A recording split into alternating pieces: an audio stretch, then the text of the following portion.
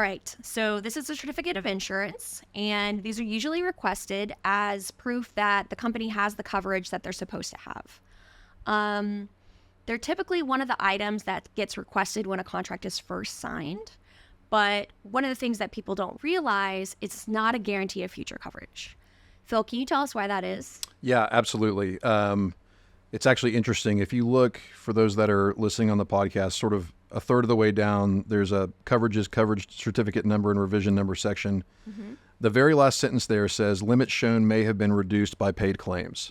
So even the certificate itself is telling you that what we're evidencing here may not be what's actually available to you via the contract that you're executing. Mm-hmm. And so we tell our clients often, you think about it almost like a bank snapshot of your bank account. There may be $1,000 in there today, but that does not mean it's going to be in there on December 31st type thing, right? Absolutely. And it doesn't mean you didn't change banks. That's right. Exactly. So you can cancel your policy, you can move somewhere else, you can change your limits, and unless you're getting updated certificates of insurance, you may not know that. That's exactly right.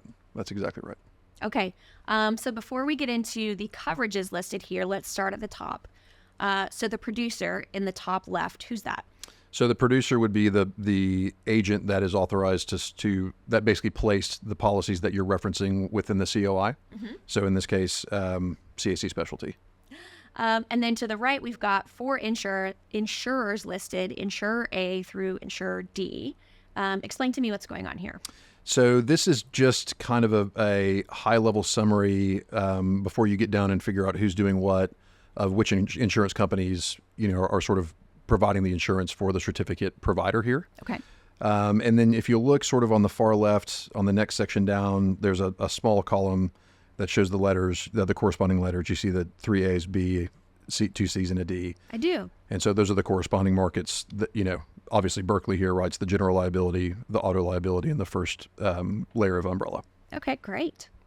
All right, so let's talk about coverages.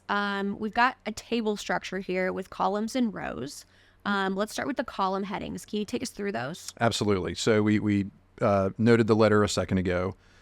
Type of insurance is basically your policy. Mm-hmm. So you've got, general liability, auto, umbrella, workers' comp, and then if you flip back another page, there's some additional coverages that are noted.